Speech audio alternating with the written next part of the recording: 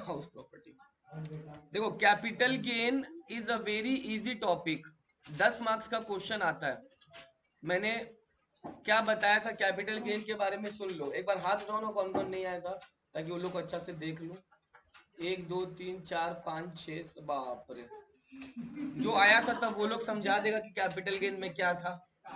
कशिश, अगर आप समझा देते तो आपको गुड इवनिंग का रिप्लाई हम दे देंगे। कैपिटल गेन कब लगता है, सुन लो बेटा। जब हम लोग कोई ट्रांसफर करते हैं बेटा कैपिटल एसेट, जब हम लोग कोई कैपिटल एसेट ट्रांसफर कर रहे हैं, क्या कर रहे हैं, यानी ट्रांसफर मतलब बेटा जब कोई कैपिटल एसेट सेल कर रहे हैं, तब उस समय बेटा जो गेन आता है उसको बोलते हैं कैपिटल गेन। क्या बोलते हैं, मैं वापस बता दे रहा हूं। जब हम लोग अपना कोई कैपिटल एसेट बेच रहे हैं, तो उस समय जब कोई गेन हो रहा है उसको कैपिटल गेन बोलते हैं। क्या बोलते हैं। अब सर एक चीज समझाओ, आपने तो बोल दिया सर कि कैपिटल गेन में कोई ट्रांसफर होना चाहिए, किसका, कैपिटल एसेट का। तो कैपिटल एसेट क्या होता है वो बता दीजिए। तो कैपिटल एसेट मतलब होता है बेटा property of any kind, property of any kind held by SSC. क्या बोला, हर वो प्रॉपर्टी जो एसएससी होल्ड करके रखा है, वेदर कनेक्टेड विद बिजनेस और profession, whether connected with business और प्रोफेशन। और अब मैं एक वर्ड लगा रहा हूं, सुनो, वेदर और नॉट कनेक्टेड विद बिजनेस और प्रोफेशन। मेरा प्रॉपर्टी चाहे मेरे बिजनेस से रिलेटेड हो चाहे नहीं हो, अगर मैं उस प्रॉपर्टी को बेच दे रहा हूं, वो कोई भी प्रॉपर्टी हो, उस प्रॉपर्टी को कैपिटल एसेट बोलते हैं। क्या बोलते हैं, कोई भी प्रॉपर्टी, चाहे वो मेरे बिजनेस रिलेटेड हो चाहे नहीं हो, चाहे मेरा धंधा से रिलेटेड हो चाहे नहीं हो, कुछ भी हो, वो कैपिटल एसेट माना। Are you getting my point. Capital asset कोई भी प्रॉपर्टी हो, अगर आप उसको सेल कर रहे हो और सेल करके अगर गेन आ रहा है, क्या आ रहा है, तो उस पर कैपिटल गेन का टैक्स देना पड़ेगा। 3 कंडीशन है। पहला, वो कैपिटल एसेट होना चाहिए, बेच के उस पर गेन आना चाहिए, और गेन अगर आएगा तो कैपिटल गेन का टैक्स देना पड़ता है। बट अब सुनो, मैंने क्या बोला, वेदर और नॉट कनेक्टेड विद बिजनेस और प्रोफेशन। अब सुनना प्लीज। इनकम टैक्स वालों ने क्या किया बेटा, एक ऐसा चीज लिख दिया, क्या, प्रॉपर्टी ऑफ एनी काइंड, कोई भी प्रॉपर्टी, बिजनेस से रिलेटेड हो चाहे नहीं हो, फर्क। तो इन्होंने क्या किया बेटा, एक बड़ा सा जाल बिछा दिया। उस जाल में जितना प्रॉपर्टी है बेटा सबको डाल दिया, उस जाल में सब प्रॉपर्टी डाल दिया। तो लेकिन फिर उन्होंने क्या बोला, बट बेटा इस जाल में से कुछ कुछ चीजों को वापस निकाल दो। क्या बोला, उस जाल में से कुछ चीजों को वापस निकाल दो। एक चीज सुनना, पहला जो चीज उन्होंने निकाला और बहुत अच्छा किया, वो किसको निकाला पता है उन्होंने, पहले इन्होंने गुड्स को निकाल दिया। किसको निकाल दिया, goods is my property.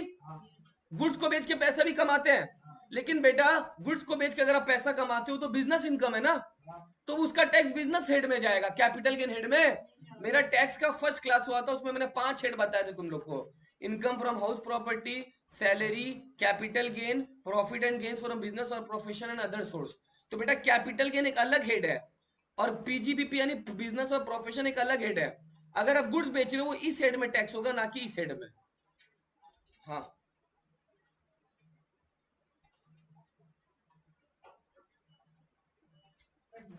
Done. तो अगर आप गुड्स बेच रहे हो, गुड्स प्रॉपर्टी तो है ना इशिता, उस पर टैक्स लगना चाहिए ना, किस हेड में लगेगा, PGBP, profit and gains from business और, बट कैपिटल के हेड में तो गुड्स को हटा दिया। और उन्होंने किसको हटाया पता है, उन्होंने हटाया बेटा पर्सनल इफेक्ट्स को। किसको हटाया, पर्सनल इफेक्ट्स को। किसको हटाया, अब पर्सनल इफेक्ट्स मतलब सुनना ध्यान से, पर्सनल इफेक्ट समझना ध्यान से, सुनना। सर पर्सनल इफेक्ट क्या होता है, सुनना। मान लो बेटा मेरे पास कपड़ा है, क्या है, cloth, cloth is my personal effect. हो सकता है मैं अपना कपड़ा को बेच दूं, क्या बोला मैंने, लेकिन कपड़ा बेच के गेन भी आएगा, लेकिन वो जो तेरा कपड़ा है ना बेटा वो कैपिटल एसेट नहीं होगा। वापस बोल रहा हूँ, कपड़ा है, कपड़ा को बेच सकता है, बेच के गेन आएगा। पर्सनल इफेक्ट समझ रहा है क्या, जो तुम यूज करते है, जो तुम्हारा पर्सनल यूज के लिए है, कपड़ा को बेचेगा गेन आएगा, बट उस गेन को बेटा कैपिटल एसेट नहीं मानना है। कपड़ा is not your capital asset. हर वो, सुनो ध्यान से, इन्होंने क्या बोला, वेरी इंपॉर्टेंट, इन्होंने बोला बेटा जैसे एक चीज बताओ, कार, कार पर्सनल इफेक्ट है अगर मैं कार अपने लिए यूज कर रहा हूँ, हाँ, लेकिन बेटा पर्सनल इफेक्ट्स को इन्होंने हटा दिया, कैपिटल एसेट मानना ही नहीं है। और वैसे भी एक लॉजिक समझो, कार तुम 20 लाख में खरीदा, जब बेटा इसको बेचेगा ना 20 लाख से ऊपर तो मिलेगा नहीं तुमको, 15 लाख, 14 लाख, 12 लाख ऐसे तो कुछ मिलेगा, तो उस पर गेन आना ऐसे भी संभव। मैं लैपटॉप मेरा पर्सनल इफेक्ट है, लैपटॉप मेरा पर्सनल इफेक्ट है, अगर मान लो मैं इसमें गेम वेम खेलता हूँ, लैपटॉप मेरा क्या इफेक्ट हो गया, बट लैपटॉप को बेच के क्या मेरे को गेन होगा, तुम ये सोचो तो पर्सनल इफेक्ट चाहे गेन हो चाहे नहीं, इन्होंने हटा दिया। अगर कल को गेन भी होता ना लैपटॉप से, कल को गेन भी होता तब भी वो कैपिटल एसेट नहीं मानता, इन्होंने पर्सनल इफेक्ट्स को हटा दिया। मतलब समझो पहले क्या बोला, दुनिया का जितना प्रॉपर्टी है सबको क्या मान लो, लेकिन उसमें से उन्होंने दो चीज को निकाल दिया, किस किस को, अब सुनना, वेरी वेरी इंपॉर्टेंट, तुम लोग बोला सर गुड्स और पर्सनल इफेक्ट को लोग निकाल दिया, निकाल दिया तो, लेकिन अब ये लोग क्या बोल रहा है, लेकिन बेटा 6 ऐसा पर्सनल इफेक्ट है, 6 ऐसा पर्सनल इफेक्ट है, अगर तुम इनको बेचता है, अगर तुम इनको बेचता है और अगर गेन होता है बेटा तो उनको कैपिटल गेन में लाना पड़ेगा। मतलब 6 पर्सनल इफेक्ट को लोग कैपिटल एसेट मान रहा है, 6 पर्सनल इफेक्ट को लोग क्या मान रहा है, बाकी पर्सनल इफेक्ट कुछ नहीं है, मगर इन्होंने लिस्ट दे दिया कि 6 ऐसा पर्सनल इफेक्ट अगर तुमको बेच रहा है तो कैपिटल एसेट है और कैपिटल गेन देना पड़ेगा। बोलो अब वो 6 क्या, सुन लो, 6 बेटा, पहला स्कल्पचर, क्या, दूसरा पेंटिंग, तीसरा ज्वेलरी, चौथा आर्कियोलॉजिकल कलेक्शन, उसके बाद ड्राइंग्स और any other work of art, any other work of, मान लो जैसे अपना मोहित बहुत अच्छा ड्राइंग बनाता है, पूरा स्केच का स्केच उतार देता है, अब मोहित का ड्राइंग्स बहुत हाई डिमांड में, मोहित का ड्राइंग का खर्चा, उसका लेबर ही तो लगा होगा और थोड़ा रॉ मटेरियल का कॉस्टिंग, मान लो उसका खर्चा 20,000 लगा, कितना लगा, बट वो पेंटिंग को 2 लाख 2.5 लाख में आराम से बेच सकता है। कोई अगर उसका पेंटिंग को आराम से समझ पाए कि उस पेंटिंग में क्या है भाई, उस पेंटिंग की भावना को, तो लोग 2 लाख 5 लाख आराम से दे सकता है। बेटा वो कैपिटल एसेट माना जाएगा, उस पर जो गेन आएगा ना उससे मोहित को टैक्स देना पड़ेगा, किस साइड में, कैपिटल गेन में। बेटा मेरी मम्मी का ज्वेलरी है, क्या है, मम्मी ने 1 लाख में खरीदा था, आज उसका दाम सोने होने का भाव बढ़ रहा है तो आज उसका दाम मान लो 3 लाख 4 लाख हो गया, मम्मी बेच दी, कितने का फायदा हुआ, अगर 3 लाख में बेचते 2 लाख का फायदा, वो कैपिटल एसेट है ज्वेलरी और उस पर कैपिटल गेन टैक्स देना पड़ेगा। Are you getting my point. Jewellery मतलब बेटा हमेशा सोना चांदी का ही बात होता है, कोई जो इमिटेशन वाला होता है पता है तुम लोग को, जो लगता है सोना चांदी, ऐसा है नहीं, उसको तो तुम ऐसे भी ज्यादा दाम में नहीं बेच पाएगा, उसका वैल्यू अप्रिशिएट कैसे होगा, तो ज्वेलरी बेसिकली गोल्ड और सिल्वर ही होता है, समझा। स्कल्पचर पेंटिंग अगर ये सब आप बेच रहे हो डेफिनेटली हाई प्राइस में बिकेगा, अगर बिकेगा आपका कैपिटल एसेट और कैपिटल गेन देना पड़ेगा। तो ये 6 ऐसा पर्सनल इफेक्ट है, इनको अगर ज्यादा दाम में बेच रहा है तो कैपिटल एसेट माना जाएगा, और कैपिटल एसेट मानेगा तो क्या देगा उस पर, कैपिटल गेन का टैक्स देगा, क्या देगा, समझा मेरा बात। अब एक मिनट सुनो, इसका मतलब सर मैंने ये बोल दिया कैपिटल एसेट क्या होता है बेटा, property of any kind, whether और कनेक्टेड विद बिजनेस और प्रोफेशन, यस और नो, फर्क नहीं पड़ता है, बट दो चीज को हटा दिया गया, क्या हटा दिया गया, गुड्स और पर्सनल इफेक्ट, यस और, लेकिन पर्सनल इफेक्ट में 6 चीज को इन्होंने ले लिया, sculpture painting jewellery archaeological collection drawing any other. मैंने इसका शॉर्ट में बताया तो उसको एसपी ज्यादा याद कर लो, क्या कर लो, एसपी ज्यादा, एस मतलब स्कल्पचर, पी मतलब पेंटिंग, जे मतलब ज्वेलरी, ए मतलब आर्कियोलॉजिकल कलेक्शन, डी मतलब ड्राइंग और ए मतलब any other work of art, ये 6 कैपिटल एसेट माना जाएगा। Are you getting my point, समझा। इसमें गाड़ी वाड़ी ऐसे भी नहीं लिया कि गाड़ी का वैल्यू बेटा क्या होता है, डेप्रिशिएट, फोन का वैल्यू क्या होता है, तो वो ऐसे भी तुम्हारा कैपिटल एसेट नहीं है, समझा। शुभम अभी तक क्या बोले, अब सुनो, हाँ पानी पास कर दो साहिल। अब सुनो, कैपिटल एसेट दो तरह का होता है, कितना तरह का होता है, दो तरह का, एक होता है शॉर्ट टर्म कैपिटल एसेट और एक होता है लॉन्ग टर्म कैपिटल एसेट। वापस बोल रहा हूँ बेटा, एक होता है शॉर्ट टर्म कैपिटल एसेट और एक होता है लॉन्ग टर्म। अंजलि आप लास्ट क्लास आए थे क्या, ठीक है, समझ में आ रहा अभी तक क्या बोला, ठीक है। शॉर्ट टर्म कैपिटल एसेट पे जो गेन लगेगा उसको बोलते हैं शॉर्ट टर्म कैपिटल गेन, और लॉन्ग टर्म कैपिटल एसेट पे जो गेन आएगा उसको क्या बोलते हैं, वापस बोल रहा हूँ, शॉर्ट टर्म कैपिटल एसेट में जो गेन आता है उसको शॉर्ट टर्म कैपिटल गेन बोलते हैं, और लॉन्ग टर्म कैपिटल एसेट को अगर बेचा उस पर जो गेन आएगा उसको क्या बोलेगा। पहला बात इन्होंने क्लासिफाई ऐसा क्यों किया, उसका कारण है, शॉर्ट टर्म कैपिटल एसेट पे जो गेन आता है उसको शॉर्ट टर्म कैपिटल गेन बोलते हैं, उसका टैक्स रेट अलग है, लॉन्ग टर्म कैपिटल एसेट पे जो गेन आएगा उसका गेन जो आएगा उसको लॉन्ग टर्म कैपिटल गेन बोलेंगे, उस पर भी टैक्स रेट अलग है। तो पहले ये समझना होगा कि तुमने जिस एसेट को बेचा वो शॉर्ट टर्म है या फिर long term. Are you getting my point? अब सर कैसे पता चलेगा कि कोई, हाँ कितना, 1 साल? वो जो 1 साल होता है वो अकाउंट्स में है। यहाँ पे सुन लो, यहाँ पे सुन लो, शॉर्ट टर्म कैपिटल एसेट बेटा एसेट है अगर तुम एसेट्स को अप टू 36 मंथ्स होल्ड करता है। अप टू 36 मतलब 3 साल तक अगर होल्ड किया वो शॉर्ट टर्म है, और अगर 3 साल से ज्यादा होल्ड कर लिया बेटा वो लॉन्ग टर्म है। पहला बात समझा? बोल दिया 36 मंथ तक होल्ड किया कोई एसेट को वो शॉर्ट टर्म है, और अगर 36 मंथ से ऊपर होल्ड करता है वो क्या है? Long term. एक क्वेश्चन शुभम से, शुभम तुम कार को बेटा 48 मंथ्स तक होल्ड कर रहा है, शॉर्ट टर्म या long term capital asset? All of you long term या शॉर्ट टर्म यार? थप्पड़ खाएगा सब। कार तो कैपिटल एसेट ही नहीं है नालायकों, कार तो कैपिटल एसेट ही नहीं है ना? अभी तो बार बार 4 बार कार बोल दिया मैंने, कार तो 4 बार बोल दिया कि कार कैपिटल एसेट है, उसमें शॉर्ट टर्म का लॉन्ग टर्म का सवाल ही नहीं आ सकता है। Are you getting my point? लेकिन अब ध्यान से सुन लो प्लीज, अब ध्यान से सुन लो। इन्होंने फिर जाल बिछाया, इन्होंने जाल बिछा के पहले बोल दिया कि 36 मंथ तक अगर होल्ड करता आयुष वो शॉर्ट टर्म है, और अगर 36 मंथ से ऊपर होल्ड कर लिया अप टू 36। बट अब इन्होंने जाल बिछा के वापस से क्या किया? खेला कर दिया। क्या कर दिया? खेला। सुनो नो, इन्होंने बोल दिया ये 36 मंथ वाला जो शॉर्ट टर्म है ना बेटा, उसका एक्सेप्शन है। क्या है? कि कुछ कुछ एसेट ऐसे हैं बेटा जिसको अगर तुम केवल अप टू 12 मंथ होल्ड करता है तब वो शॉर्ट टर्म है, बट अगर 12 मंथ से एक दिन भी ऊपर हो गया ना वो लॉन्ग टर्म हो जाएगा। Are you getting my point? अब वो कौन कौन से बताओ? पहला यूनिट्स ऑफ यूटीआई, मतलब यूनिट ट्रस्ट ऑफ इंडिया का। अगर आप कोई म्यूचुअल फंड का यूनिट्स लेते हो, म्यूचुअल फंड में अपने को यूनिट्स मिलता है। क्या मिलता है? कंपनी के शेयर्स मिलते हैं ना, सेम वही चीज है, म्यूचुअल फंड आपको यूनिट दे देगा। क्या दे देगा? तो अगर आप यूनिट्स ऑफ यूटीआई होल्ड करते हो कितना मंथ तक? बस अप टू 12 वो तेरा शॉर्ट टर्म है, बट अगर उसको 12 महीना 2 दिन, 12 महीना 5 दिन, 13 महीना, 14 महीना, तो वो लॉन्ग टर्म हो जाएगा। Are you getting my point? और एक है, बोलो क्या? Listed securities. बेटा लिस्टेड सिक्योरिटीज मतलब कोई तुम रिलायंस का, टाटा का, बिरला का शेयर्स वेयर्स लेके रखा है, अगर तुम उन शेयर्स को अप टू 12 मंथ तक होल्ड करता है, उससे पहले ही बेच दिया, शॉर्ट टर्म। 12 महीना से 14 महीना हो गया मेरे पास रिलायंस का शेयर्स पड़ा है और मैं 14 महीना बाद बेच रहा हूँ, वो क्या हो जाएगा बेटा? और कुछ है क्या इसमें? Very good, units of equity oriented.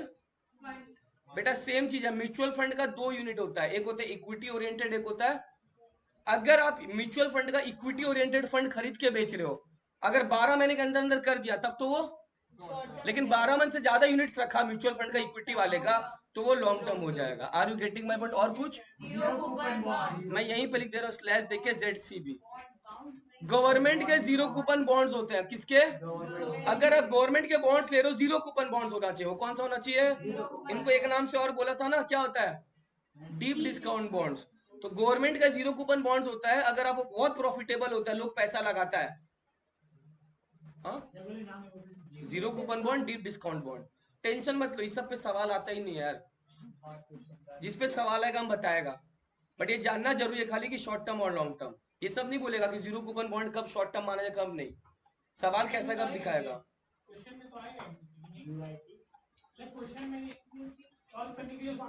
बस वो ध्यान रख लो खाली कि जीरो कूपन बॉन्ड्स, बस वो लिख लो बस। ठीक है, आओ। जीरो कूपन बॉन्ड या डीप डिस्काउंट बॉन्ड का वैलिडिटी ये हो गया 12 मंथ्स के। किसके बेटा? समझा? पहले जाल बिछा के क्या कर दिया था इन्होंने? सबको ले लिया 36 मंथ। बेटा जाल में से 4-5 चीज बाहर फेंक दिया। क्या क्या? Listed securities. अच्छा, ये 12 महीने का। फिर उन्होंने एक जाल और बिछा दिया, बस ये आखिरी जाल है। इस आखिरी जाल में ज्यादा आइटम नहीं है। कितना आइटम है? 2 आइटम। बोला बेटा इन दोनों आइटम के लिए 12 मंथ मत देखना ना, 36 मंथ देखना। इन आइटम के लिए अप टू 24 मंथ, ठीक है?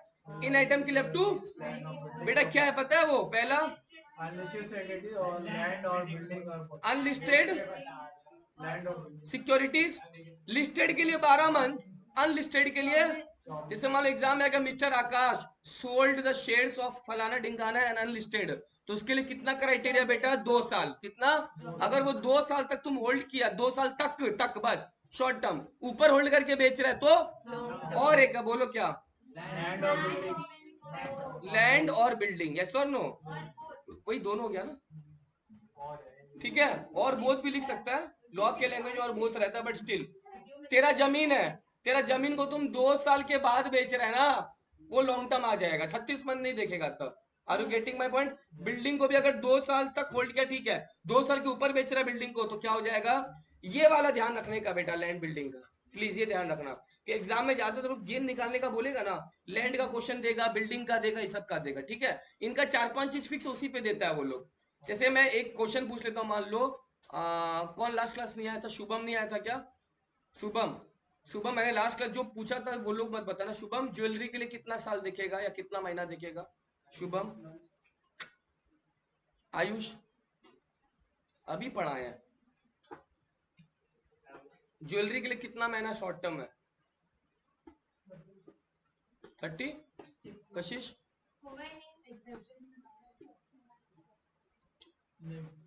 क्या? वो लोग बोल रहे होगा नहीं, कोई बोल रहा 36, 12 मंथ। ज्वेलरी अगर आप बेचते हो इसमें गेन लगेगा, गेन लगेगा 36 मंथ का शॉर्ट टर्म, उसका लॉन्ग टर्म। कौन कौन बोल रहे होगा नहीं?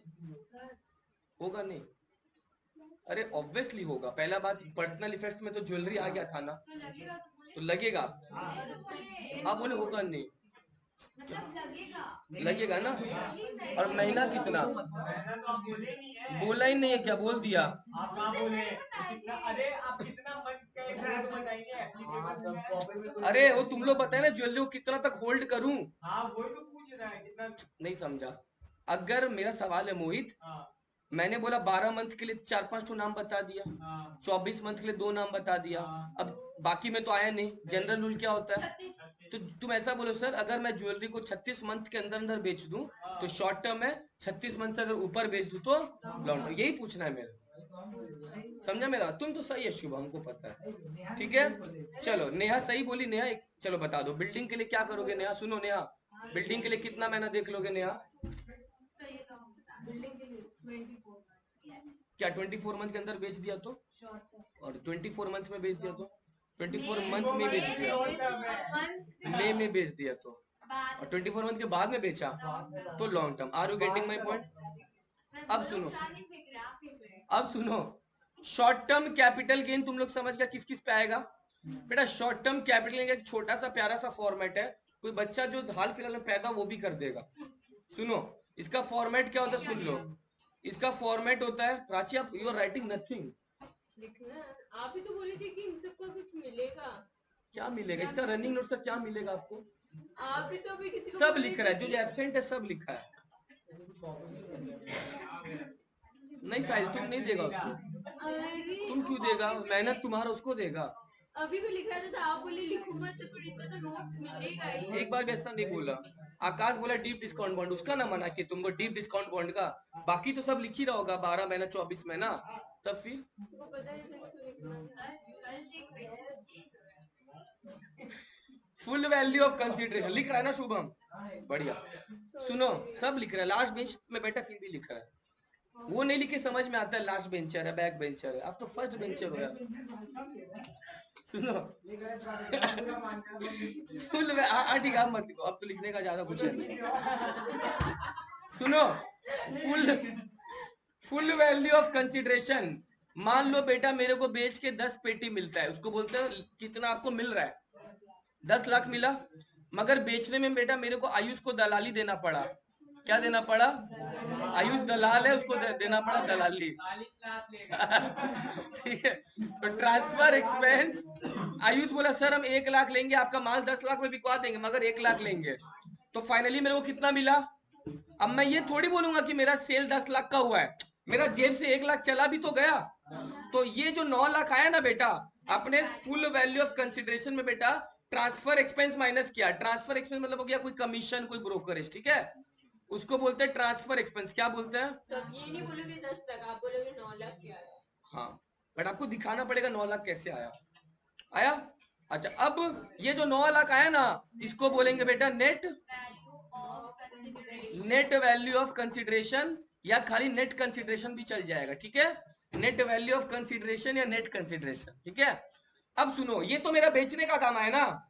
अरे भैया खरीदा भी तो होगा, क्या मेरा पूरा 9 लाख का फायदा हो गया? मान लो मैंने एक छोटा सा एक तल्ले का घर बेचा, एक रूम का घर बेचा रहता है, एक तल्ले का तो क्या, घर का एक रूम का घर बेचा 10 लाख में, सामने वाला दलाली लिया 1 लाख, कितना मिला मेरे को जेब में? बट मेरा खरीदने का भी तो कुछ दाम लगा होगा घर का, तो क्या 9 लाख का थोड़ी फायदा है? मान लो इसमें माइनस में बोल रहा हूँ बेटा, कॉस्ट ऑफ एक्विजिशन, जितने में खरीदा था, कॉस्ट ऑफ, मान लो बेटा मेरा एक्विजिशन का दाम लगा 6 लाख, कितना लगा? अब मेरे को बताओ फायदा कितने का हो रहा है? समझा मेरा बात? तो अभी तक फायदा कितना दिखा? 3 लाख अभी तक। कितना दिखा? यस और नो? मगर हो सकता है मेरे को 6 लाख में खरीदा था, हो सकता है 1 लाख रुपया का रिपेयर भी बीच में कराया हो 2-4 साल के बाद, वो भी तो खर्चा है मेरा। तो एक खर्चा और माइनस कर दो, कॉस्ट ऑफ इंप्रूवमेंट का। किसका? 1 लाख। यस और नो? तो अब फाइनल मेरा फायदा कितने का है बेटा? 2 lakh. I have a question to all of you. मान लो ये बेटा तुम लोग अपना अपना शॉर्ट टर्म कैपिटल गेन निकाल रहा है ना, सवाल का जवाब सोच के देना, जिसका भी गलत होगा बाहर भेज दूंगा मैं। सुन लो ध्यान से बेटा, ये जो कॉस्ट ऑफ एक्विजिशन इंप्रूवमेंट है, जैसे मैंने इंप्रूवमेंट निकला, एक दो जन पिच कर रहा है कि कहां से आया, कहां से इतना बड़ा। मेरे को बताओ, अगर ये कॉस्ट ऑफ एक्विजिशन इंप्रूवमेंट बढ़ जाए तो तुम लोग एज अपना शॉर्ट टर्म कैपिटल गेन निकाल रहा है, खुश होगा या दुख होगा? कॉस्ट ऑफ एक्विजिशन बढ़ जा रहा है, कॉस्ट ऑफ इंप्रूवमेंट वैल्यू बढ़ गया, दुख होगा। क्यों दुख होगा? देखो, दुख भी होना चाहिए, खुशी भी। दुख क्यों हुआ बताओ? दुख इसलिए हुआ कि तेरा गेन कम हो गया, लेकिन तो टैक्स बच गया, इस बात का खुशी भी होना चाहिए। मान लो कॉस्ट ऑफ एक्विजिशन तेरा बेटा लग गया 7 लाख, कितना लग गया? तो अब 9 लाख में 7 लाख गया, 2 लाख बचा, 2 लाख में 1 लाख का इंप्रूवमेंट मानो, गेन कितने का आया? तो गेन तो कम हुआ, उस बात का दुख होना चाहिए, मगर खुशी भी रख लो कि गवर्नमेंट को भी थोड़ा कम देना पड़ा। Are you getting my point? अभी 10 लाख से हम लोग नया कोई खरीदेंगे तो एग्जाम्शन मिल जाएगा तुमको। कैपिटल गेन में मैं एग्जाम्शन तो आज स्टार्ट नहीं करूंगा, बट हमारा इनकम टैक्स वाला इतना अच्छा है ना, ये बोलता है कि अगर आप एक एसेट, एक रेसिडेंशियल घर बेच के दूसरा घर खरीदते हो ना, उस पर एग्जाम्शन मिलेगा हम लोग। क्या मिलेगा? मैं बताऊंगा वो चीज, बहुत अच्छा चीज है वो, आगे है। ज्वेलरी बेच के अगर तुम घर खरीद रहे हो, उसमें भी एग्जाम्शन मिलेगा। आओ, अभी तक समझ में आया? चलो अभी फटाफट एक टू शॉर्ट टर्म कैपिटल गेन निकालो, उसके बाद मैं long term capital gain start कर दूंगा, जहां से आज का क्लास स्टार्ट होगा। मैंने जो लास्ट क्लास पढ़ाया था वो मैंने देखो कितना फटाफट कवर कर दिया, कितना देर में कवर हो गया। हाँ, आधा घंटा भी नहीं लगा, 22 मिनट मेरा रिकॉर्डिंग चल रहा है, देख लो 22 मिनट।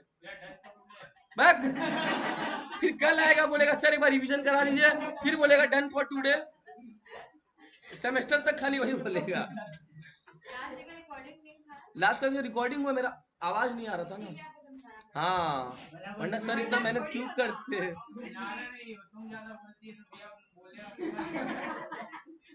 बोल दो सर क्लास ले रहे हैं, 1 घंटा बाद फोन करना। आओ चलो जल्दी से शॉर्ट टर्म कैपिटल गेन निकालो, जल्दी से फटाफट। मिस्टर हर्ष परचेज दो हो गया ना, फोन दे दो, क्या कर रहा फोन में? करेगा क्या? चलो परचेज द ज्वेलरी, सब सेम थोड़ी होगा, सब करो। Purchase the jewellery on 1/7/22 for ₹46 lakhs। उसने ज्वेलरी खरीदा कितना में बेटा? 46 लाख में। Are you getting my point? He sold the jewellery on 1/9/23 for ₹65 lakhs। brokerage being 1% of sale consideration, full stop। he also incurred further expenses he also incurred further expenses, लिख लो इतना, फिर next में जाता हूँ मैं। ही ऑल्सो इनकर्ड, हर्ष नहीं लिख रहा है तू, भैया फिर ऐसा ही काम कर रहा है। अभी एक जन को डाटा भी क्या बोल, भैया ब्रोकरेज के आगे क्या लिखा हुआ है? 1% ऑफ सेल कंसिडरेशन, ब्रोकरेज के आगे being being.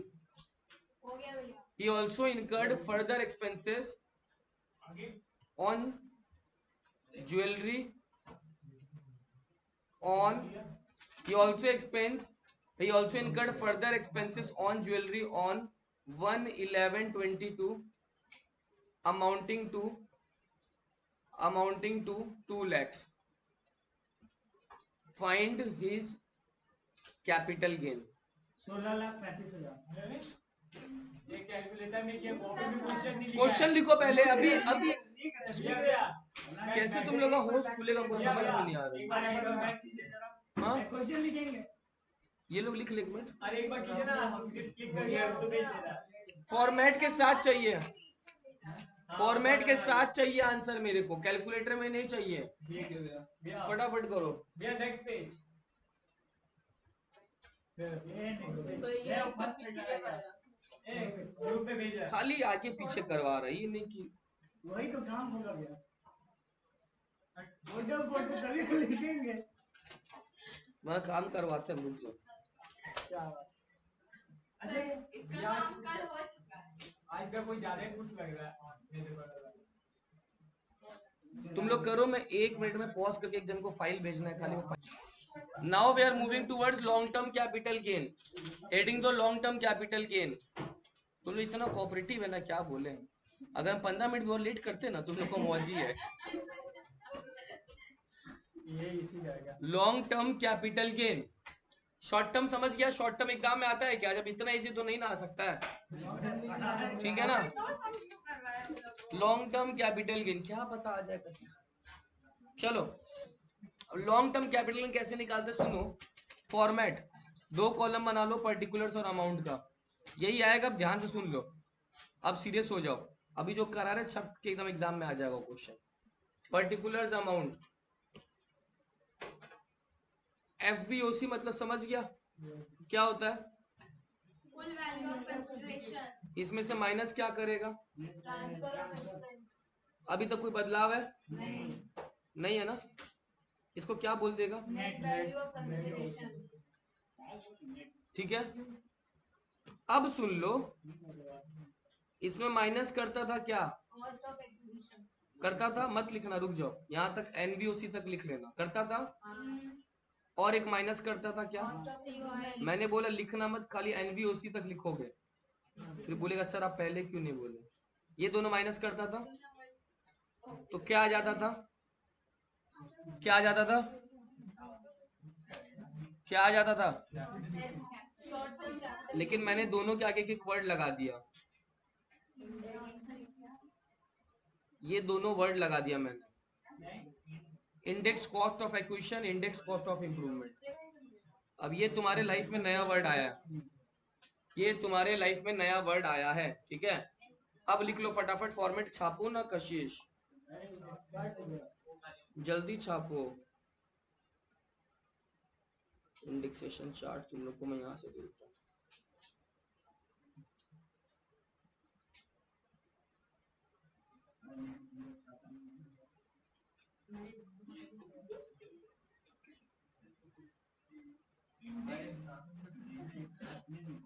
Index cost of acquisition,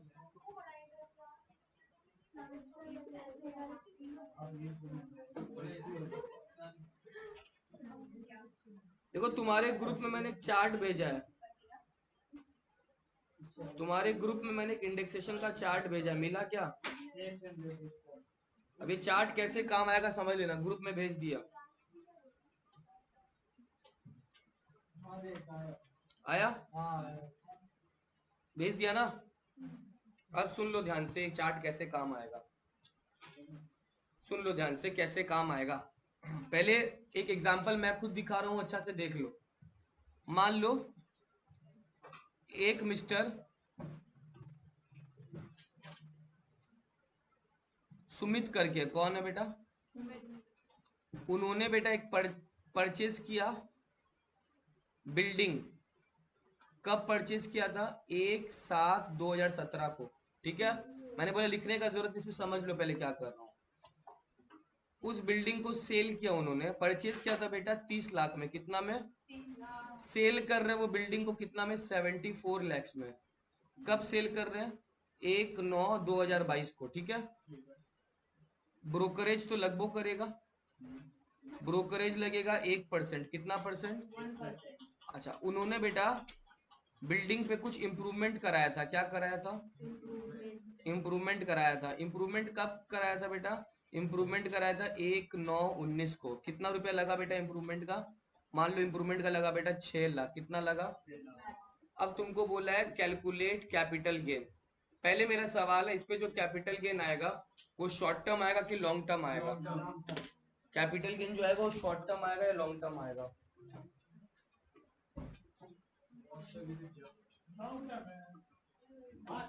almost 5 साल। शॉर्ट टर्म या लॉन्ग टर्म?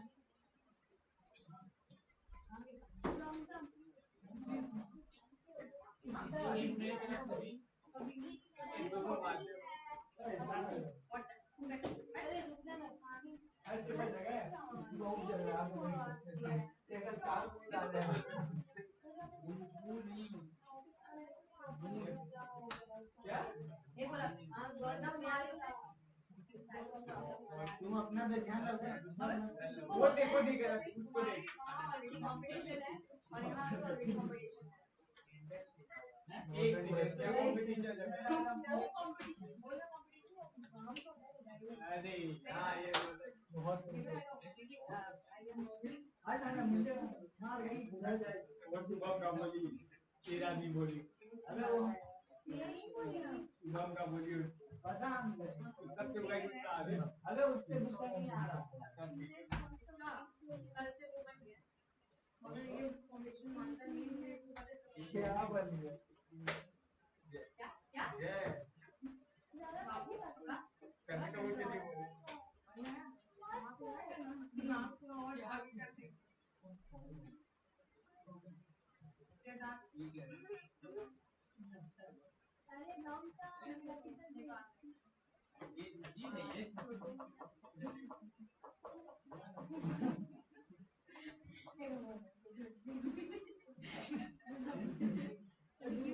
अभी कौन से पढ़े हैं? ये तो क्या दे रही है ऊपर से, दे भी नहीं है। तुमने लोग जमेला का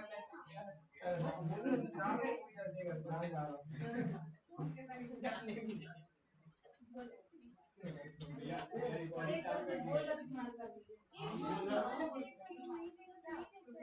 तुम कल पता गलत किया,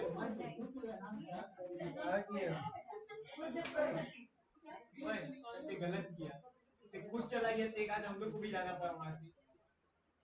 तुम कैफे से गया, किसी का घर से कॉल आ गया। शॉर्ट टर्म या लॉन्ग टर्म?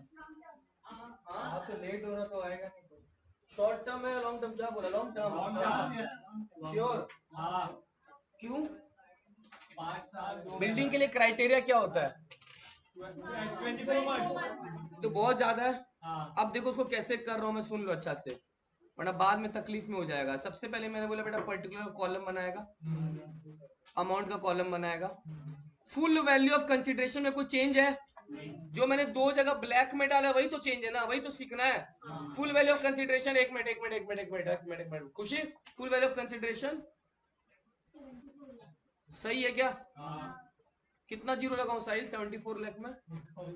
एक और कितना लगेगा? 74 लाख 2 लाख लगाइए ना आप। लगाया और 74 डाला ना, 74 लाख लगाइए। कितना लगाऊं मैं? 2 लगाइए। अब तो ऐसे बोलो ना, एक लगाइए। एक ही करेगा। माइनस से पूछते हैं। Transfer expenses. 1%। तुम लोग तो फिर भी लाख का फिगर जानता है, जहाँ पढ़ाने जाता हूँ लोग वो भी नहीं जानता है। आप तो सुबह बड़ा तारीफ कर रहे थे। Done। बड़ा तारीफ कर रहे थे यार, लोग स्टूडेंट है, बेइज्जती कर रहे थे, नहीं बोले। कितना है बोलो? माइनस करके आएगा 73,26,000। सही है। अब सुन लो, आँख खोल के, नया चीज है। नेहा मैंने ICOA लिखा, समझ गए क्या चीज है आईसीओ? समझ गए? Index हाँ, cost indirect of cost of entry. ये कैसे निकलेगा सुन लो, इसको निकालने का तरीका है, सुन लो, cost of acquisition into index of transfer divided by index of acquisition. बहुत इजी है, कोई कॉम्प्लिकेटेड नहीं है। एक्विजिशन का दाम कितना है? ये ICOA का फॉर्मूला है। फॉर्मूला इसको रटो मत, ये लिख दिया एक बार, आइंदा से नहीं लिखूंगा मैं, सुन लो ये कैसे आता है।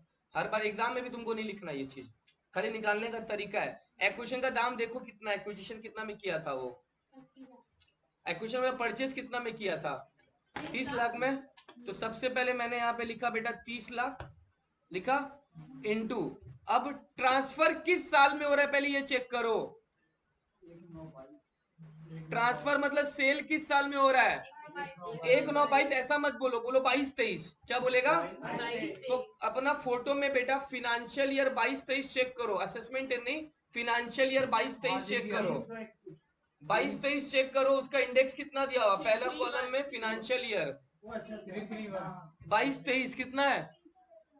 22-23। वो असेसमेंट ईयर चेक कर रहे हो, 331 मेरे को पता है, उसको समझाने दो। 22-23 जो आप चेक कर रहे हो ना, वो असेसमेंट ईयर का कॉलम है। पहला कॉलम में देखो फाइनेंशियल ईयर में 22-23 है, 331 तो फाइनेंशियल ईयर चेक करो कितना है। 331 अच्छा, इंडेक्स ऑफ एक्विजिशन सोच के बताओ कितना होगा। एक्विजिशन का इंडेक्स कितना है देखो, एक्विजिशन कब किया है वो? 1/7/17। 1/7/17 मतलब कौन सा साल? 17-18। 17-18 का बेटा इंडेक्स चेक करो कितना है। 264 थप्पड़ खाने का मन है क्या तुम लोग का? थप्पड़, 314 थप्पड़ खाने का मन है? थप्पड़ खाने का मन है? सही नहीं होगा। इंडेक्स 272 एक्विजिशन का, हाँ एक्विजिशन कब हुआ है? एक्विजिशन कब हुआ है? 1/7/17 को ना। तो 1/7/17 कौन सा साल होता है? 17-18 होता है ना। 272 है सर। 272 है। मेरे को तो पता है 272 है। हाँ, 272 पहले वाला चार्ट के साथ। 272 मिला। हाँ अब फिनेंशियल ईयर चेक करो, फिनेंशियल ईयर मिला 272। हाँ कॉस्ट ऑफ एक्विजिशन सबसे पहले लिखा मैंने जितना में खरीदा, इनटू ट्रांसफर का इंडेक्स मतलब सेल का इंडेक्स। जिस साल सेल हो रहा है वो 22-23 है, आपने 22-23 का इंडेक्स 331 देखा। अब इंडेक्स ऑफ एक्विजिशन, एक्विजिशन कब हुआ है? 17-18 में हुआ है, तो 17-18 का ना इंडेक्स देखेगा। 1/7/17 ये 17-18 का इंडेक्स देखो, 1/7/17 31 मार्च 18 में खत्म होगा, 17-18 हुआ। 17-18 का इंडेक्स कितना है चेक करो, फाइनेंशियल ईयर 17-18 का इंडेक्स। 272 नहीं, दो नहीं, आप अभी ट्रांसफर का क्या बता रहे थे? इंडेक्स ऑफ ट्रांसफर मतलब इंडेक्स ऑफ सेल। हाँ। सेल किस साल हो रहा है? इस साल हो रहा है 22-23। 22-23 का इंडेक्स। एक्विजिशन कैसे पता चला कि 1/7/17 है? डेट दिया है तो मैंने ये रहा। इधर एक्विजिशन तो पूरे सेंटेंस में कहीं एक्विजिशन मतलब क्या होता है? एक्वायर। अक्वायर मतलब परचेज। अच्छा अच्छा। फाइनेंशियल ईयर अगर 17-18 है बेटा तो असेसमेंट ईयर 18-19 होगा, हाँ। क्योंकि आप जिस साल इनकम अर्न करते हो उसको फाइनेंशियल ईयर बोलते हैं, और जिस साल आप उस पर टैक्स देते हो उसको असेसमेंट ईयर बोलते हैं। समझा मेरा बात? अब आ जाओ यहाँ पे कितना है 72 अब तुम्हारा बताओ मेरे को क्या वैल्यू आ रहा है?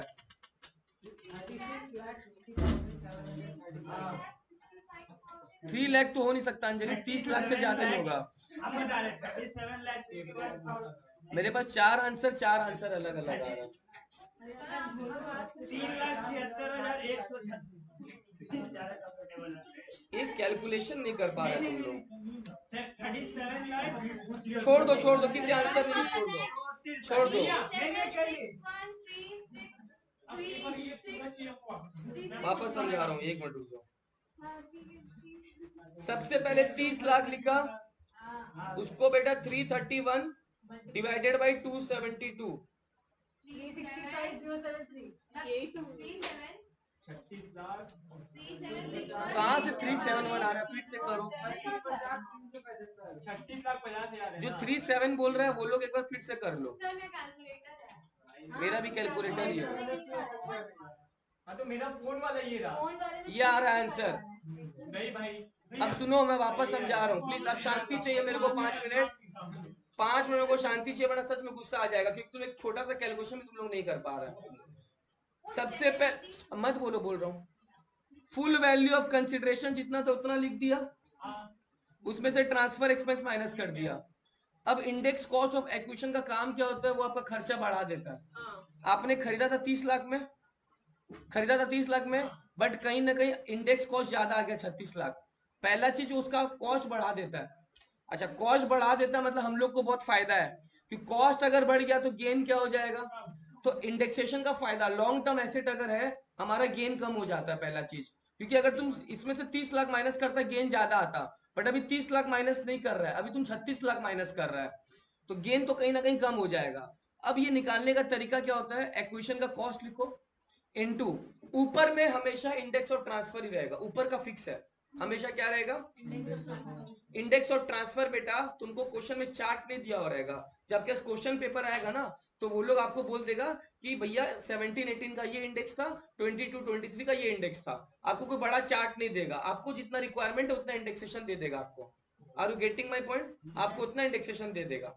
अब आपको इंडेक्स ऑफ ट्रांसफर हमेशा याद रखो, जिस साल सेल कर रहे हो, जिस साल सेल कर रहे हो उसका इंडेक्स अभी मेरे पास है 331।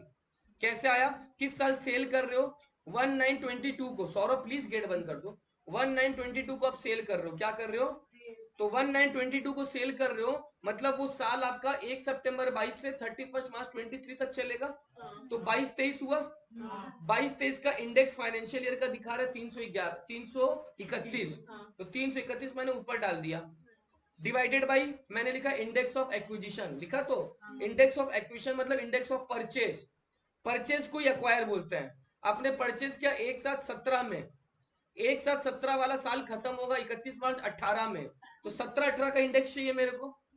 मतलब जो आपका सेल में भी हम लोग फाइनेंशियल ईयर हाँ हाँ हाँ हाँ परचेज भी फाइनेंशियल हाँ, है, असेसमेंट ईयर नहीं नहीं नहीं नहीं, ठीक है, क्यों बोल रहे हैं फाइनेंशियल ईयर, अपन कंफ्यूज हो जा रहा है इसलिए बता रहा हूँ क्योंकि मान लो तुम, अच्छा 2 मिनट के लिए रुक जाओ, बता दूंगा वो चीज। 17-18 का इंडेक्स नीचे लिख दिया 272, कोई दिक्कत नहीं है। ये करने के बाद अभी सम्स खत्म नहीं हुआ, ये आ गया। अब इसी तरह मेरे को इंडेक्स कॉस्ट ऑफ इंप्रूवमेंट भी चाहिए, मैंने देखो ब्लैक पेन से लिखा है यहाँ पे, इंडेक्स चाहिए ना, कॉस्ट ऑफ, इसका फॉर्मूला अगर तुम खुद से सोचेगा तो सबसे पहले एक्विजिशन की जगह क्या आ जाएगा, इंप्रूवमेंट का अमाउंट आएगा, इनटू मैंने बोला ऊपर में हमेशा फिक्स है, ये मैंने वर्ड 3 बार बोल दिया, ऊपर में फिक्स है इंडेक्स ऑफ। लेकिन अब लॉजिकली सोचो, इस बार इंडेक्स किसका लोगे, एक्विजिशन नहीं लेगा, इंप्रूवमेंट का लेगा, यस और नो। तो इसको पहले चेक करते हैं, इंप्रूवमेंट का कॉस्ट कितना था मेरा 6 लाख, तो मैं यहीं पे निकाल रहा हूँ 6 लाख इंटू ट्रांसफर का इंडेक्स हो गया 331, बार बार देखने का जरूरत नहीं है, divided by index of improvement चाहिए मेरे को। इंप्रूवमेंट किस साल हुआ है ठीक से देखो, मेरा सवाल का पहले जवाब 289 नहीं है, मेरे सवाल का जवाब है इंप्रूवमेंट किस साल हुआ है पहले वो बताओ, 19 मत बोलो, 1920 बोलो, क्या बोलो। अब आप फिनेंशियल का डेटा चेक करो, 1920, 1920 का इंडेक्स अब बोल सकते हो सर 289, समझा, तो वो 289 से डिवाइड हो जाएगा। और तुम डिवाइड जब करेगा तो प्लीज बीइंग रैशनल सही आंसर देना, 6 लाख से ज्यादा ही आंसर आना चाहिए। ये अब तेरा फाइनल कैपिटल गेन कितना आ रहा है, लॉन्ग टर्म कैपिटल गेन वो चेक कर लो। ये था, कैसे काम आएगा बता, क्या था मतलब पूछ रहे हो, वही मतलब पूछ रहे हो, मतलब क्वेश्चन में क्या है कौन से क्वेश्चन में, ये जो क्वेश्चन भी इसमें क्या था, इसमें असेसमेंट का क्या करोगे, इसमें असेसमेंट का करोगे क्या, ये सब होता है फाइनेंशियल ईयर, क्या होता है, हाँ हाँ ये सब इम्प्रूवमेंट आएगा, तो इम्प्रूवमेंट किस साल हुआ है, फाइनेंशियल ईयर 1/9/19 हुआ है, तो खत्म कब होगा 19-20, ये कौन सा है मैंने बोला date, financial year assessment year जो अपने क्वेश्चन में दिया हुआ है, तो 19-20 का फाइनेंशियल ईयर चेक करो, उसका इंडेक्स देखो कितना है, ठीक है। अब असेसमेंट ईयर कैसे काम आएगा 2 मिनट बता दूंगा, ठीक है, समझा।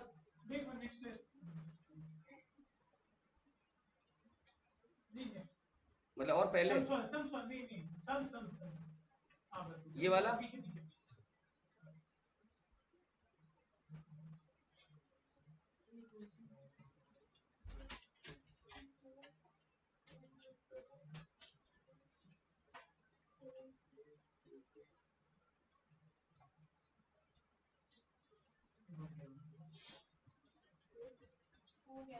लास्ट हुआ? ईयर से माइनस करते हैं 73 लाख 26,000 में 36 लाख वाला फिगर माइनस करो और index cost of improvement minus करो, जो आएगा final long term capital gain आएगा। कितना आ रहा है 34 लाख 2068 सबका?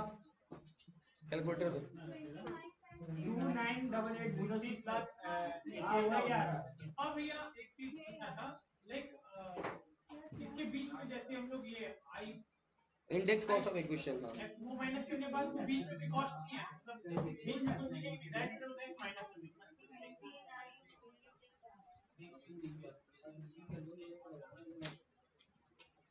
आंसर आएगा 2988,068। ठीक है, भैया अगर कुछ एक दो का फर्क है तो वो दिखा देंगे। सर इसके पहले वाला स्लाइड खोलना है। ये वाला हाँ सर मेरे को क्वेश्चन का स्लाइड चाहिए।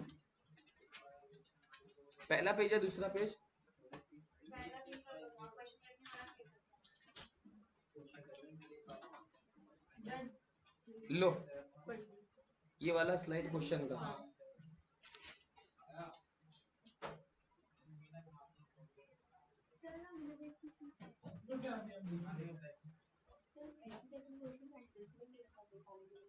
कैसे काम आ सकता है अभी बता दूंगा मैं। भैया सम ऐसे ही आएगा 10 मार्क। बस दो एसेट दे देगा, एक बिल्डिंग का कॉलम बना देगा, ज्वेलरी का कॉलम बना देगा, दोनों पे अलग अलग निकालना है, ऐड कर देगा, लास्ट में टोटल दिखाना। चार्ट लन इंडेक्स वाला एग्जाम में दे देगा आपको पूरा चार्ट। हाँ फॉर्मेट ही देगा, पूरा चार्ट लर्न नहीं करना है। अभी एग्जाम में कैसे देगा मैं दिखा रहा हूँ आपको। आपको एग्जाम में 3-4 इंडेक्स दे देगा, हो सकता है एक बेकार का भी दे दे कि तुम उसको जानबूझ के यूज करो। तुमको समझना है कि किस साल का काम है तुमको। एक दो बेकार का भी दे सकता है वो लोग कंफ्यूजन के लिए। हम लोग खाली हमेशा फैंटेसी रखते हैं। फाइनेंशियल देखो असेसमेंट ये तो ये काम क्या है? कैसे काम आएगा, अभी दिखा दे रहा हूँ। रोहन bought a jewelry, थोड़ा जल्दी हाथ चलाओ। Rohan bought a jewelry on 1/6/2011 for 4,10,000। लिखा?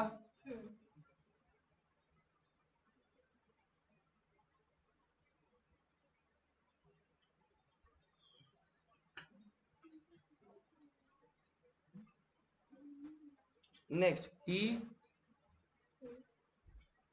swing a diamond on it on 1/7/16 for rupees 16 lakhs. Full stop. He finally, ये क्वेश्चन वो 4,10,000 है ना? हाँ, he finally sold such jewelry.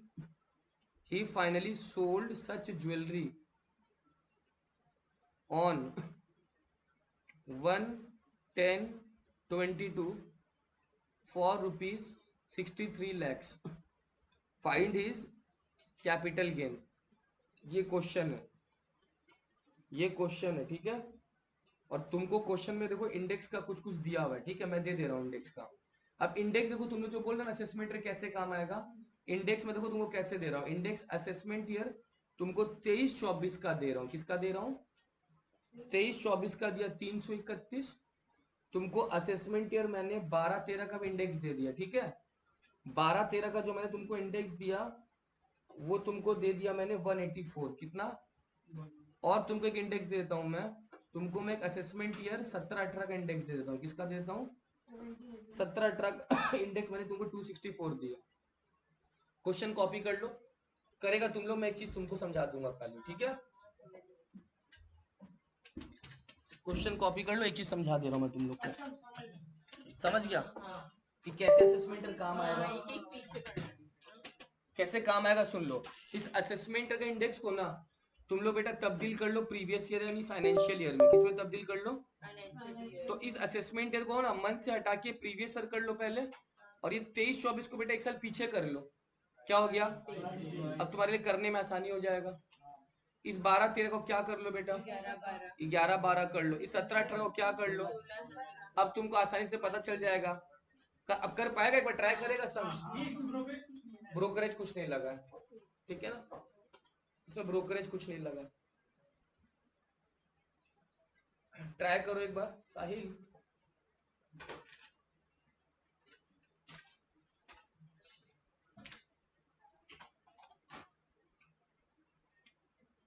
फिर एक्विजिशन कॉस्ट दोनों ही जुड़ के हो गया। नहीं, ये जो ज्वेलरी खरीदा है वो एक्वाजिशन का कॉस्ट है, हाँ। और ये अब इसमें डायमंड लगवा लिया Improvement. तो इम्प्रूवमेंट का खर्चा हो गया ना। डायमंड लगवा लिया उसमें तो और इम्प्रूवमेंट करा लिया, महंगा कर दिया अपना ज्वेलरी को।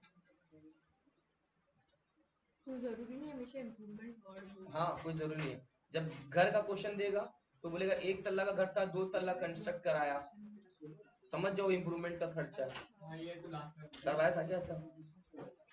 रिनोवेट कराया, सब इम्प्रूवमेंट का खर्चा।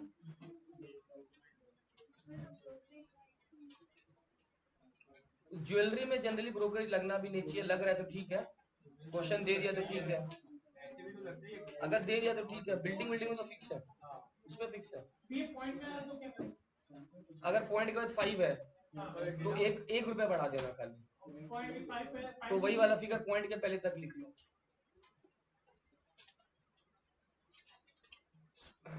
पूरा उम्मीद है शुरुआत में 3-4 जगह अलग अलग आंसर ही आएगा। क्वेश्चन सिंपल है बट आंसर तुम लोग कहीं ना कहीं गलती कर रहे हो।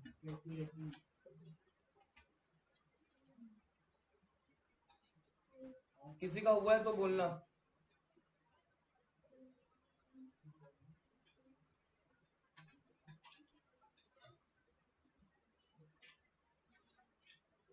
हो गया। ये 1-6-11 है कशिश। एक्विजिशन खत्म कब होगा? खत्म कब होगा? तो ये इसका इंडेक्स आप जो नीचे लिखने वाले हो एक्विजिशन वाले 11-12 हो गया। इंडेक्स कॉस्ट एक्विजिशन लिखोगे तो एक्विजिशन का अमाउंट 410 इनटू ट्रांसफर का तो आपको पता ही एकदम 331, क्योंकि ट्रांसफर कब हुआ है, डिवाइडेड बाई 11-12 का इंडेक्स मैंने दे दिया आपको। ये 35 लाख 56,385 मैं लिख लेता हूँ एक बार 35 लाख 56,385। ठीक है, एक आंसर ही आया। मैं रुका हूँ, जब तो 3-4 अलग अलग आंसर नहीं निकलेगा कहाँ से आगे बढ़ाएंगे। 73755 ये आंसर है, नहीं आंसर है। फाइनल आंसर चाहिए।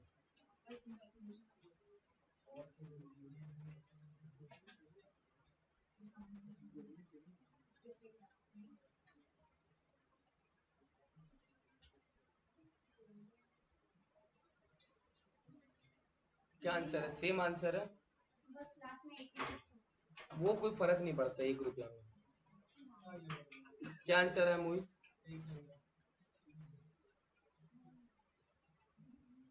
आयुष, अंजलि, शुभम,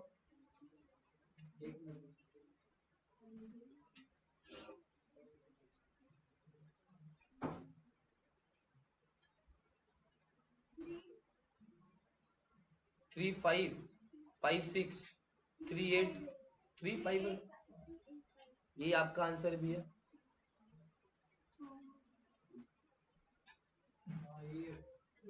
यही आंसर है शुभम का, आयुष, खुशी, कशिश, नेहा, आकाश, मोहित, साहिल, प्राची, हाँ भैया हर्ष, 48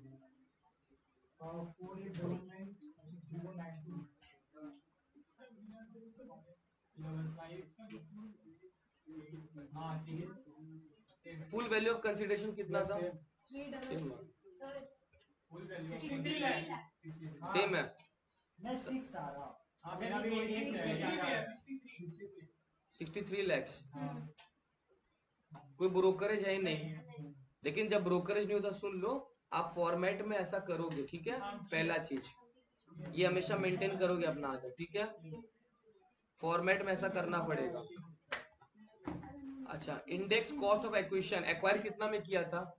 4 लाख 10,000 इंटू 331, 184 ये कितना आया? 7,37,500 ये। अच्छा, अब 4-10 के बाद इंप्रूवमेंट कराया था कितने का? 16 लाख। ये कितना आ रहा है? 20,06,061 ये हाँ वही ठीक है। 60 लिखेगा तो 6 आ जाएगा, 1 लिखे दोनों, उसमें कोई प्रॉब्लम नहीं, ठीक है। पॉइंट के बाद 6 से तो 1 ले लेंगे। ठीक है, देख लो, ये है ना दमयंती, समझा? अच्छा, छुट्टी दे रहा हूं, 1 सवाल का जवाब पूछ के। What will be your answer? What will be your answer? हर समझा क्या हुआ? What will be your answer if jewelry is if jewelry is sold on sold छोड़ दो, if jewelry is purchased on 1/6/16 और फिर sold on 1/10/16, इसको calculator में ही करना है। मैंने परचेज का डेट बदल दिया, सेल का डेट बदल दिया, लेकिन जो डायमंड इंसर्ट हुआ वो एक साथ 16 को ही हुआ है। कैलकुलेटर में आंसर चाहिए इसका। ये तो इससे आएगा नहीं, ये शॉर्ट टर्म हो गया। आंसर तो कुछ आएगा कि आंसर भी नहीं आएगा? 42,90,000 शॉर्ट टर्म है ना, इंडेक्स हटा दो, इंडेक्स का कंसेप्ट ही नहीं लगेगा, सीधा full value of consideration 63 lakh, brokerage कुछ है नहीं, माइनस सीधा cost of acquisition not index 410 और माइनस इंप्रूवमेंट 16 लाख। क्योंकि शॉर्ट टर्म में आपको इंडेक्स नहीं देना है, इंडेक्स इसमें देना है, सीधा 410 और 16 लाख माइनस। समझा? अगर आपका शॉर्ट टर्म में इंडेक्सेशन का बेनिफिट नहीं मिलता है, इंडेक्स किस में मिलेगा शुभम? खाली लॉन्ग टर्म में। अगर समय लंबा है तो बेनिफिट मिलेगा, अगर समय छोटा है नेहा बेनिफिट नहीं मिलेगा।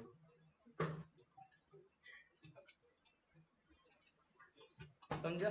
हाँ मेरा साहिल समझ गया। साई का मन का बात ठीक है यार। अरे मतलब